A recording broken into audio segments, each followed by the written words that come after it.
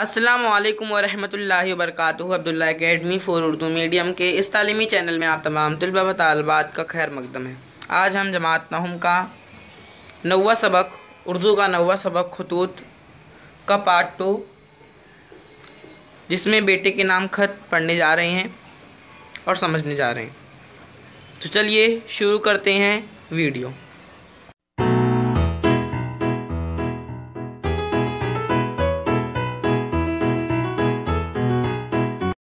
बेटे के नाम खत।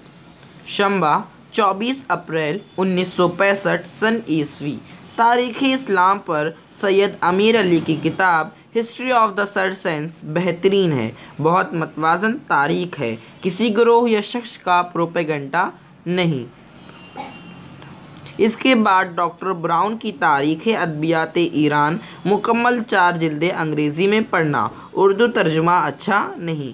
ये सब पढ़ने के बाद डॉक्टर नज़ीर अहमद की उम्महातुल उम्मा पढ़ना, मगर इसको शुरू करने से पहले ये अच्छी तरह जहन नशीन कर लेना कि नज़ीर अहमद पक्के दीनदार मुसलमान आलिम होने के साथ साथ दहली के मौलवियाना उर्दू में हकीकत पसंद किरदार निगार नावेल नवीस भी थे। ये किताब मेरे पास है। नूरानी सलमा को पढ़वाई की किताब पढ़ो, वो बेचारी गुमसुम होकर रह गई। इसमें हबीबुर रहमान सिद्दीकी सबसे पहले अपने बेटे को खत लिख रहे हैं। उन्होंने दिल लिखा। शंबा यानी होता है सनीचर। 24 अप्रैल 1965 सन ईस्वी उन्होंने तारीख़ लिखी। फिर उन्होंने अपना खत लिखना शुरू किया। तारीख़ इस्लाम पर सैयद अमीर अली की किताब हिस्ट्री ऑफ द सर्सेंस बेहतरीन है। वो कह रहे हैं अपने बेटे को कि तारीख़ इस्लाम पर एक किताब लिखी गई है, जो किसने लिखा है? सैयद अमीर अली की। ये किताब बहुत बेहतरीन है, बहुत अच्छी है, बहुत मतवाज़न तारीख़ है, यानी इसमें सब बराबर से लिखा गया है और ये उम्दा तारीख़ की किताब मानी जा सकती है। किसी ग्रोह या शख्स का प्रोपेगेंडा नहीं, यानी किसी ग्रुप या किसी आदमी के ऊपर तबलीग नहीं की गई है, यानी उसको निशाने पर नहीं दिया गया है। इसके बाद डॉक्टर ब्राउन की तारीख़ अदबियात ईरान मुकम्मल 4 जिल्दें अंग्रेज़ी में पढ़ना। फिर ये जब तारीख़ इस्लाम की जो किताब जो है वो पढ़कर जब ख़त्म हो जाए तो डॉक्टर ब्राउन की तारीख़ अदबियात ईरान ये किताब पढ़ना। मुकम्मल इसकी 4 जिल्दें हैं जो कि अंग्रेज़ी में है, तुम पढ़ना। उर्दू का तर्जुमा क्या है? अच्छा नहीं है, इसलिए अंग्रेज़ी में ही पढ़ना। ये सब पढ़ने के बाद डॉक्टर नज़ीर अहमद की उम्महातुल उम्मा पढ़ना। जब ये दोनों किताब पढ़ चुके हो तब डॉक्टर नज़ीर अहमद की जो किताब है उम्महातुल उम्मा पढ़ना। मगर इसको शुरू करने से पहले ये अच्छी तरह जहन नशीन कर लेना कि नज़ीर अहमद क्या हैं? दीनदार, पक्के दीनदार मुसलमान आलिम होने के साथ साथ उर्दू के हकीकत पसंद किरदार निगार नावेल नवीस भी हैं। कौन कह रहा है? हबीबुर रहमान कह रहे हैं। और किससे कह रहे हैं? अपने बेटे से कह रहे हैं, खत के ज़रिए। ये किताब मेरे पास है। वो रही ये किताब क्या है? हबीबुर रहमान के पास है, वो खुद लिख रहे हैं। नूरानी सलमा को पढ़वाई की किताब पढ़ो। वो कह रहे हैं कि मैं अपनी बेटी को पढ़ाई। सलमा यानी क्या होता है? इस पर सलामती हो। ये किसके लिए इस्तेमाल होता है? ये मुअन्नस के लिए इस्तेमाल होता है। वो बेचारी गुमसुम सी रह गई, यानी मैंने उसको ये किताब पढ़ने दिया तो वो बेचारी कैसी होगी? गुमसुम से रह गई, यानी ख्यालात में खो गई वगैरह। हमको तुमने जो लिखा है हिजरत के बाद 40 साल के अंदर ही अंदर, यहाँ ही गैर फसी है, रोज़मर्रा सिर्फ अंदर या अंदर क्या क्या फितने खड़े हो गए थे। इस्लामी तारीख़ के हर हकीकतमंद मुसलमान को शहाबियत पैदा हो जाते हैं। मजाज मरहूम ने कहा है, अहले सैफ उठते रहे, अहले किताब आते रहे। अलग खैर तो ये शायराना तख़ील है। माकूल जवाब देने की कोशिश इब्ने खल्दान ने मुक़द्दमा तारीख़ में और मार्क्स में मादी जालियत जदलियात या मादी ताबीर तारीख़ में की है। खुदा तौफ़ीक दे तो ये पूरा निसाब पढ़ो।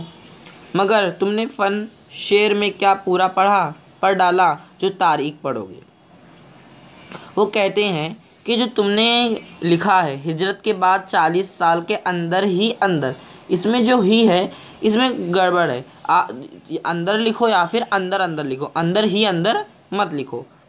इस्लामी तारीख के हर अकीदतमंद मुसलमान को शाबियत पैदा हो जाती है, यानी इसमें हर मुसलमान को जो अकीदत रखता है इस्लामी तारीख के ऊपर, उसमें इसमें कोई शक पैदा होने लगता है।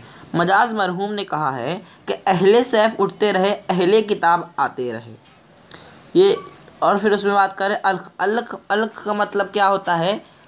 अल्क का मतलब होता है आखिर तक। ये क्या है? ये अरबी का एक फ़िक्रा है, लफ्ज़ है। खैर, ये तो शायराना तख़ील है, यानी ये तो शेर शायराना तौर पर लिखा गया है।